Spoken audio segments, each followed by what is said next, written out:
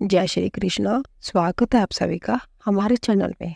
आज हम इस वीडियो में जानेंगे कि हमें किसी पर भी भरोसा नहीं करना चाहिए। आइए वीडियो के अंत तक बने रहें। एक समय की बात है, मध्य देश में एक बहुत ही सुंदर नगर था। उस नगर में एक चोर रहता था। वह छोटी मोटी चोरी करके अपने परिवार का पालन पोषण करता था, लेकिन उस चोरी के धन से उसके परिवार का पूरे तरीके से खर्चा नहीं चलता था। एक दिन उसने सोचा कि पाप तो पाप ही होता है, चाहे छोटा हो चाहे बड़ा। मैं चाहे छोटी चोरी करूं चाहे बड़ी, रहूंगा तो चोरी। पकड़े जाने पर दंड तो मुझे उतना ही मिलेगा, तो क्यों ना हो मैं बड़ी चोरी करूं। ऐसा निश्चय करके उसने उस नगर के राजा के खजाने को लूटने की योजना बनाई। रात होने पर वह राजमहल में घुस गया और किसी तरह जहां राजा का खजाना था वहां पहुंच गया। और वहां पहुंचकर उसने देखा कि खजाने के कई सैनिक पहरा लगा रहे थे।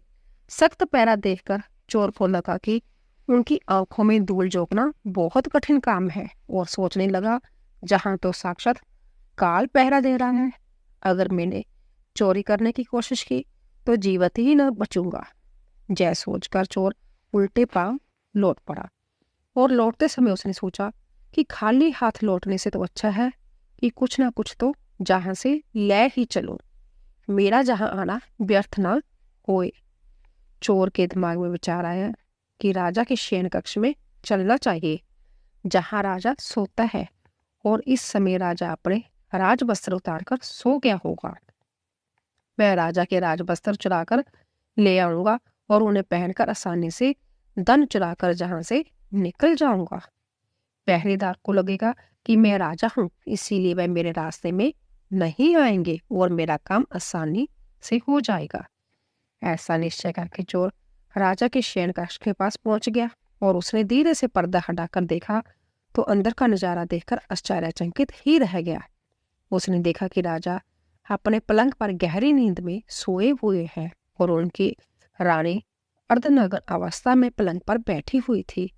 रानी को जागता हुआ देखकर चोर के हाथ पैर फूल गए और वह एक तरफ दीवार से सटक कर खड़ा हो गया और रानी के सो जाने का इंतजार करने लगा।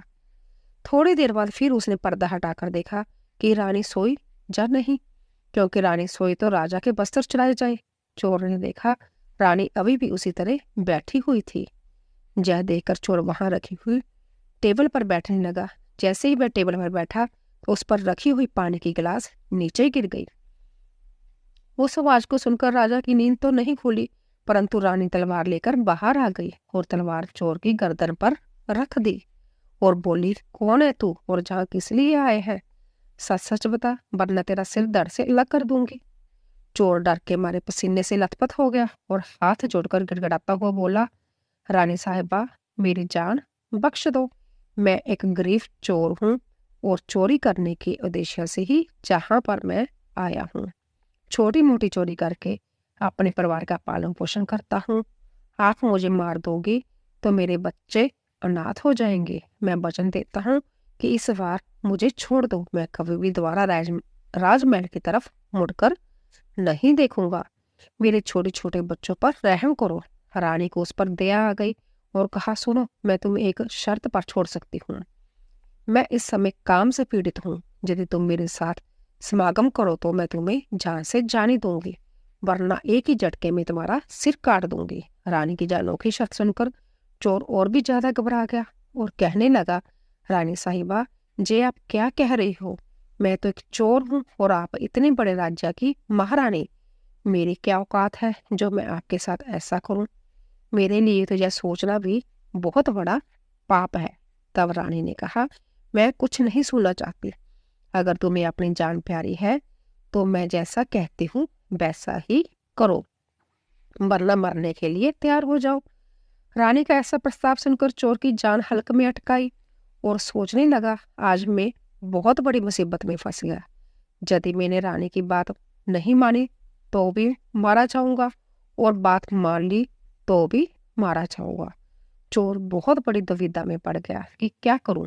आखिरकार उसने रानी के साथ समागम करने की बात को स्वीकार कर लिया और बोला, रानी साहिबा, मुझे 5 मिनट का समय दे दो, मुझे बहुत जोर से लघु शंका लगी है। पहले मुझे लघु शंका से निर्वृत्त होने दो, उसके बाद आप जैसा कहोगी मैं वैसा ही करने के लिए तैयार हूँ। रानी ने तुरंत तलवार के इशारे से पेशाब खाने को बता दिया और चोर उसकी तरफ चल दिया और रानी वहीं पर खड़ी होकर उसके लौटने की प्रतीक्षा करने लगी। चोर ने इधर क्या किया, रानी की नजर से बचकर वहां से भाग निकला। भागते भागते जब वह द्वार पर पहुंचा तो द्वार पर जो सैनिक था उसने उसे पकड़ लिया और उससे पूछताछ की। चोर डरा हुआ था, उसने सैनिक को सच सच बता दिया कि वह एक चोर है और राजमहल में चोरी करने आया था। लेकिन रानी ने उसे पकड़ लिया और उसे छोड़ने के बदले एक शर्त रखी थी कि वह उसके साथ समागम करे। इसीलिए मैं लघु शंका का बहाना बनाकर वहां से भाग आया और इस तरह से वह चोर गिड़गिड़ाकर सैनिक से उसे छोड़ने का आग्रह करने लगा। सैनिक ने कहा, देख भाई, मैं तुझे एक शर्त पर जाने दे सकता हूँ और शर्त ये है कि तुम्हें पुनः रानी के पास लौटकर जाना होगा और रानी से कहना होगा कि मैं तुम्हारे साथ समागम करने के लिए तैयार हूँ, किंतु उससे पहले तुम्हें अपने हाथ से राजा को मारना होगा। सैनिक की यह शर्त और भी ज्यादा कठिन थी। चोर ने सोचा, वैसे तो प्राण बच भी सकते थे, परंतु अब नहीं बचेंगे। अगर रानी से यह बात कही तो रानी मेरा सिर काट देगी। अब चोर को चारों तरफ मौत ही मौत दिखाई दी। अब मजबूर होकर चोर वापस रानी के पास गया और बोला, रानी साहिबा, मैं तुम्हारे साथ समागम तो करूंगा, लेकिन मुझे एक बात का डर है कि उस समय राजा साहब नींद से जाग गए तो ना तुम बचोगी और ना मैं।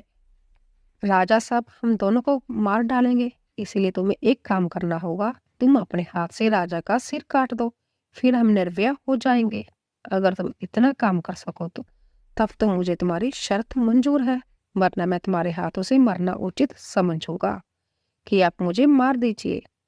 काम के वशीभूत होकर रानी चोर से कहने लगी, ठहरो, यह कौन सी बड़ी बात है, मैं अभी राजा साहब को मौत के घाट उतार देती हूँ। इतना कहकर रानी ने दोनों हाथों से तलवार पकड़ी और सोए हुए अपने पति का सिर काट दिया। जब रानी ने राजा का सिर काट दिया तो शयन कक्ष खून से लथपथ हो गया और राजा के खून से रानी भी भीग गई, जिससे वह भयानक मंजर देखकर रानी बेहोश होकर गिर पड़ी और उसी समय चोर वहां से फरार हो गया। इधर सूबे राजमहल में शोर मच गया कि कोई राजा साहब को मार गया। राजा को मारने वाले का कोई पता नहीं चल पा रहा था। सब लोग बड़े आश्चर्य में थे कि राजा को सोते हुए कौन मार गया। इधर रानी भी दहाड़ मार मार कर रो रही थी। इस रहस्य को पूरे राजमहल में केवल वह एक सैनिक ही जानता था कि रानी और उस चोर में से किसी एक ने ही राजा को मारा है, परंतु उसने इस बात की चर्चा किसी से नहीं की। इधर राजा के अंत्येष्टि क्रिया की पूरी तैयारी हो चुकी थी। उधर रानी ने घोषणा की कि वे अपने राजा के साथ सती होना चाहती है। यह जानकर रानी पर किसी ने संदेह नहीं किया, क्योंकि रानी अगर ऐसा करती तो वह राजा के साथ सती क्यों होती। इधर रानी सब श्रृंगार करके राजा के साथ चीता पर जाकर बैठ गई और राज्य के सभी लोग राजा की चीता पर एक एक करके लकड़ी रख रहे थे और उन्हें नमन करके पीछे लौट रहे थे। इस प्रकार से सबसे बाद में वह सैनिक भी राजा की चीता पर लकड़ी रखने गया, जो इस रहस्य को जानता था। उसने धीरे से रानी के कान में कहा, महारानी, आप तो सती हो जाओगी, मुझे इतना तो बता देती कि राजा को आपने मारा था या उस चोर ने। जय सुनकर रानी चौंक पड़ी। वह समझ गई कि इसका मतलब इसका भेद को यह सैनिक भी जानता है। रानी ने कहा, सुनो, राजा को ना तो मैंने मारा है ना उस चोर ने। अगर तुम्हें यह जानना है कि राजा को किसने मारा है तो तुम नगर से बाहर उत्तर दिशा में जो जंगल है उसमें चले जाओ। वहां कुटिया में एक बुढ़िया रहती है, वह तुझे इस रहस्य को जरूर बता देगी। सैनिक को यह रहस्य जानना था, इसीलिए वह अगले ही दिन रानी के बताए अनुसार जंगल में चला गया। जंगल में पहुंचने पर उसे वह कुटिया दिखाई दी जिसमें वह बुढ़िया रहती थी। सैनिक उस बुढ़िया के पैर पकड़कर बोला, माँ जी, मैं एक रहस्य जानने के लिए आपके पास आया हूँ। कि राजा साहब की हत्या किसने की। तब बूढ़ी माँ कहती है, बेटा अगर तुझे यह रहस्य जानना है तो तुझे एक काम करना होगा। मेरी कुटिया के बाहर एक बकरा बंधा हुआ है, तू अपनी तलवार से उसका सिर काट दे, और सिर काटते ही बकरे की दड़ वहीं गिर जाएगी और उसका सिर हवा में उड़ने लगेगा। तब तुम उस बकरे के सिर के कान पकड़कर लटक जाना। वह बकरे का सिर तुझे जिस जगह पर ले जाएगा वहां पहुंचकर तुझे तेरे सवाल का जवाब मिल जाएगा कि राजा को किसने मारा है। अब सैनिक ने वैसा ही किया। कुटिया के बाहर जो बकरा बंधा हुआ था, सैनिक ने उस बकरे का सिर काट दिया। सिर कटते ही वह हवा में उड़ने लगा। उसने झपट कर बकरे के दोनों कान पकड़ लिए। वह सिर उड़ता हुआ उस भयंकर बाण के बीचों बीच उसे ले गया। उस जगह पर एक गुफा बनी हुई थी। उस गुफा के द्वार पर जाकर वह सिर नीचे उतर गया। सैनिक सोचने लगा कि इस जंगल में ना तो कोई मनुष्य दिखाई दे रहा है, जय भला कौन मुझे राजा की मौत का रहस्य बताएगा। वह गुफा के द्वार पर खड़ा खड़ा यही सोच रहा था, और वह गुफा एक राक्षस की थी, जिसमें वह राक्षस और उसकी एक बेटी रहती थी। अब शाम हो गई और वह राक्षस अपने भोजन के लिए बाहर गया हुआ था। तब गुफा के अंदर उसकी बेटी मौजूद थी। इधर जब राक्षस कन्या को किसी मनुष्य की गंध मालूम पड़ी तो वह द्वार पर निकल कर आई, तो उसने देखा कि एक हट्टा कट्टा नौजवान गुफा के द्वार पर खड़ा है। राक्षस कन्या ने सोचा कि अगर मैंने इसे खा लिया तो मेरे एक समय की भूख मिट जाएगी, और अगर मैंने इसे जिंदा रखा तो यह नौजवान मेरे बहुत काम आएगा। राक्षस कन्या ने तुरंत एक सुंदर लड़की का रूप बनाया और उसके सम्मुख पहुंच गई। इतनी सुंदर स्त्री आज तक उसने पहले कभी नहीं देखी थी। वह सैनिक उसे देखते ही उस पर मोहित हो गया। लड़की भी उसे अपनाने के लिए आई थी, इसीलिए उसे अपनी गुफा में बुलाकर ले गई और उसके साथ खूब मस्ती की। इधर जब राक्षस के आने का समय हुआ तो लड़की ने उसे मच्छर बनाकर दीवार पर चिपका दिया। राक्षस आया और उसने लड़की से पूछा कि बेटी, मुझे किसी मनुष्य की गंध मालूम पड़ रही है। मुझे लगता है कि कोई आदमी हमारी गुफा में घुस आया है। तब बेटी बहाना बनाती हुई बोली, पिताजी कैसी बात कर रहे हैं आप? हमारे होते हुए कौन मनुष्य जहां आने की हिम्मत करेगा? मैं तो उसे कच्चा चबा जाऊंगी। इस तरह उसने राक्षस को गुमराह कर दिया। अब वह राक्षस कन्या रोज उसे रात होने पर पुरुष बना देती थी और दिन में उसे मच्छर बनाकर दीवार पर चिपका देती थी। इस प्रकार सैनिकों राक्षस की गुफा में रहते रहते काफी दिन बीत चुके थे। अब उसे अपनी पत्नी और बच्चों की याद आने लगी, परंतु वह राक्षस कन्या के चुगल से नहीं निकल पा रहा था। एक दिन उसने मौका मिला और वह किसी तरह रात में जहां से भाग निकला, और भागते भागते कई दिनों के बाद वह अपने नगर पहुंच गया। अपने घर पहुंचकर उसे बहुत खुशी हुई। अपने बच्चों से मिलकर वह बहुत प्रसन्न हुआ। सोचने लगा, अच्छा हुआ जो मैं वहां से चला आया, ना जाने कब तक वह मुझे मच्छर बनाकर वहां रखती। इस तरह उस सैनिक को अपने घर पर रहते हुए काफी दिन बीत गए। फिर एक दिन उसे फिर उस लड़की की याद आई। अब तो दिन रात वह उसके ख्यालों में खोया रहता और उसकी सुंदरता को याद करके उससे मिलने की इच्छा करता। उसके बिना ना खाना अच्छा लगता ना पीना। हर समय यही सोचता था कि उससे किस तरह मिलन होगा। सैनिक उस राक्षस कन्या से मिलने के लिए छटपटाने लगा और उसने फिर से उसके पास जाने का निश्चय किया। उसने सोचा कि पिछली बार तो मुझे उस बुढ़िया ने पहुंचा दिया था, लेकिन अब मैं वहां से भागकर आया हूँ, इसीलिए मुझे रास्ते का भी ज्ञान नहीं है। क्यों ना मैं एक बार फिर उस बुढ़िया की सहायता ले लूं। ऐसा सोचकर वह उस बुढ़िया की कुटिया पर पहुंच गया और हाथ जोड़कर बोला, हे माता, एक बार मुझे फिर से उसी स्थान पर भेज दो जहां पर मुझे पहले भेजा था। अब वह सैनिक राजा की हत्या का रहस्य जानना तो भूल चुका था और राक्षस कन्या से मिलने की बेचैनी उसके अंदर बढ़ती जा रही थी। वह बुढ़िया समझ गई कि यह काम के वशीभूत है।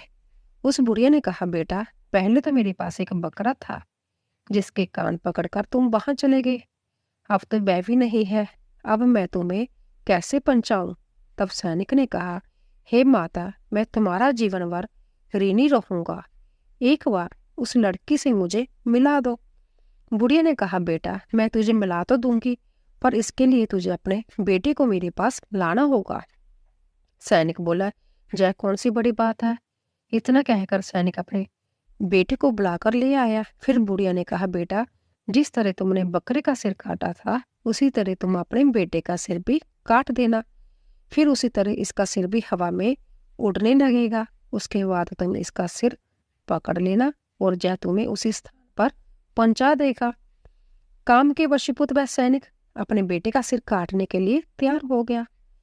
उसने जैसी तलवार लेकर बेटे का सिर काटना चाहा, तब उस बुढ़िया ने उसका हाथ पकड़ लिया और कहने लगी, ठहरो, यही तुम्हारे प्रश्न का जवाब है। चाहे कितने ही सगे हो, इन 3 लोगों पर कभी भी विश्वास नहीं करना चाहिए। पहला, राजा को न चोर ने मारा था और न रानी ने, राजा को हवस ने मारा था। जिस तरह काम वासना में अंधे होकर तुम अपने बेटे को मारने के लिए तैयार हो गए, इसी हवस के वशीभूत होकर मनुष्य अंधा हो जाता है और वह निंदी से निंदे काम भी कर डालता है। दूसरा, इसी तरह धन का लालची भी धन में अंधा होकर कुछ भी नहीं देख पाता, वह धन के लालच में आकर किसी को भी मार डालता है। और तीसरा, क्रोधी, क्रोध में अंधा होकर मनुष्य सब कुछ भूलकर वह सब कर डालता है जो जीवन भर उसे पछताने के लिए विवश कर देता है। क्रोध में वह बुद्धि विवेक से शून्य हो जाती है और अपना प्राय कुछ नहीं देख पाता। इन तीनों से हमेशा बचकर रहना चाहिए, अन्यथा जीवन भर पछताना पड़ता है। मैं आशा करती हूँ कि यह वीडियो आपको अवश्य पसंद आई होगी। धन्यवाद।